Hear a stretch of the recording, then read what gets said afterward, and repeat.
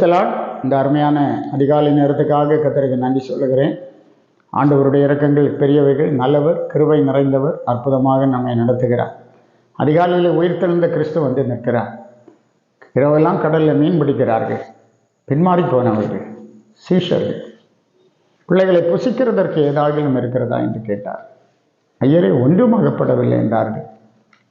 இப்போ இயேசு இல்லாமல் இவர்கள் மீன் பிடிக்க போனதுனால ஒன்றும் அகப்படவில்லை. நாமும் கூட ஆண்டவரை விட்டு பின்வாங்கும் போது ஒன்றும் அகப்படாத ஒரு சூழ்நிலை தான் நம்முடைய வாழ்க்கையில் காணப்படும். ஆகவே இந்த இயேசுவை விட்டு பின்வாங்காமல் அவரோடு கூட கலப்பையில் கை வைத்திருக்கிறோம். முன்னேறுவோம், முன்னேறி செல்வோம். கர்த்தர் நம்மோடு கூட இருப்பாராக. நாம் தியானிக்கும்படியாக கொரிந்தியருக்கு எழுதப்பட்ட முதல் நிருபம் 14வது அதிகாரம் 33வது வசனம். தேவன் கலகத்திற்கு தேவனாயிராமல் சமாதானத்திற்கு தேவனாய் இருக்கிறார். பரிசுத்தவான்களுடைய சபைகள் எல்லாவற்றிலும் அப்படியே இருக்கிறது. பரிசுத்தவான்கள் எல்லாருடைய சபைகள் எல்லாவற்றிலும் அப்படியே இருக்கிறது. எப்படி இருக்கிறது? தேவன் கலகத்திற்கு தேவனாயிராமல் சமாதானத்துக்கு தேவனாயிருக்கிறார். நம்முடைய தேவனுக்கு ஒரு பெயர், அவர் சமாதான பிரபு, அவர் சமாதான காரணர். நாம் அவரையே சார்ந்து கொள்ள வேண்டும். அவர் நமக்கு போதுமானவர். யோவான் சுவிசேஷம் 20ஆம் அதிகாரத்தில் பாருங்கள், இயேசு உயிர்த்தெழுந்ததை குறித்து நாம் படிக்கிறோம். 19வது வசனம் முதல் வாசிக்கிறேன்.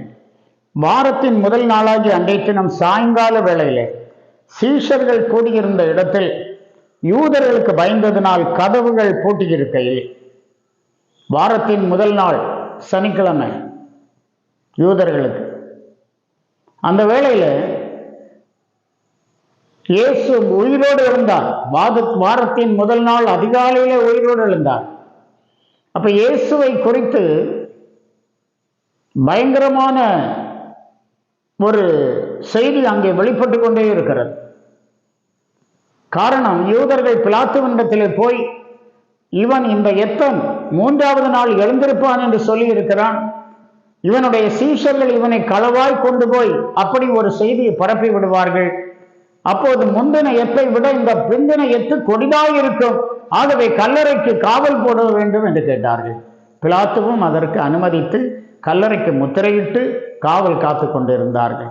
ஆனால் ஆண்டவர் தன்னுடைய தூதனை அனுப்பி வாசல் இந்த கல்லை புரட்டினார். தேவனுடைய பலத்த சத்துவத்தின் வல்லமையினாலே இயேசு உயிரோடு எழுந்தார். இப்போது அந்த பிரதான ஆசாரியர், வேதபாரகர், இவர்களுடைய எல்லா குற்றச்சாட்டும் இந்த சீஷர்கள் மேலதான் இருக்கும். காரணம், இவர்கள் களவாய் எடுத்துக்கொண்டு போய்விட்டார்கள் என்றுதான் அவர்கள் சாதிப்பார்கள். ஆனால் நடந்தது வித்தியாசமானது. ஆகவே இவர்கள் எல்லாம் பயந்து வீட்டை பூட்டிக் கொண்டு, அறையை பூட்டிக் கொண்டு வீட்டிற்குள்ளாக இருந்தார்கள். ஆனால் உயிர்த்தெழுந்த கிறிஸ்து என்ன செய்தார் தெரியுமா? கதவுகள் பூட்டி இருக்கையில் இயேசு வந்து நடுவே நின்று உங்களுக்கு சமாதானம் என்றார். நம்முடைய தேவன் கலகத்திற்கு தேவனாயிராமல் அவர் சமாதானத்திற்கு தேவனாய் இருக்கிறார் என்று பார்க்கிறோம். அவர் இப்படி சொல்லி தம்முடைய கைகளின் விலாவையும் அவர்களுக்கு காண்பித்தார். சீஷர்கள் கர்த்தரை கண்டு சந்தோஷப்பட்டார். இந்த நாளிலே எவ்விதமான சூழ்நிலையாக இருந்தாலும் பூட்டியிருக்கிற சூழ்நிலைக்குள்ளாக வந்து நம்மை தமக்கு வெளிப்படுத்துகிற ஆண்டவரை கண்டு நாம் சந்தோஷப்பட வேண்டியவர்கள் என்கிறத நாம் மறந்து போகக்கூடாது. 26வது வசனத்துல மறுபடியும் 8 நாளைக்கு பின்பு அவருடைய சீஷர்கள் வீட்டுக்குள்ளே இருந்தார்கள். தோமாவும் அவர்களுடனே கூட இருந்தான். கதவுகள் பூட்டப்பட்டிருந்தது. அப்பொழுது இயேசு வந்து நடுவே நின்று உங்களுக்கு சமாதானம் என்றார். இந்த காலை வேளையிலும் கூட திரும்ப திரும்ப இயேசு உங்களுக்கு முன்பாக நின்று உங்களுக்கு சமாதானம் என்று இந்த உயிர்த்தெழுந்த கிறிஸ்து சொல்கிறார். மெய்யாகவே உங்களுக்கு சமாதானம் தான். சந்தோஷமாயிருங்கள், சந்தோஷமாயிருங்கள் என்று மறுபடியும் உங்களுக்கு சொல்லுகிறேன். கர்த்தர் உங்களை ஆசீர்வதிப்பாராக. ஜெபிப்போம். சர்வ வல்லமையுள்ள தேவனே, நாங்கள் துதிக்கிறோம். இந்த அருமையான நாளிலும் நாங்கள் சந்தோஷத்தோடு காணப்பட, சமாதானத்தோடு காணப்பட கர்த்தர் எங்களுக்கு இரக்கம் பாராட்டி இருக்கிற நன்றி சொல்கிறோம். அருமையான உங்களுடைய பிள்ளைகள் தங்கள் வாழ்வின் எல்லா பகுதியிலும் சமாதானத்தை காண கிருபைத்தார். இவர்களை ஆசீர்வதி. இயேசு மூலம் கேட்கிறோம் பிதாவே. ஆமென். ஆமென். God bless you.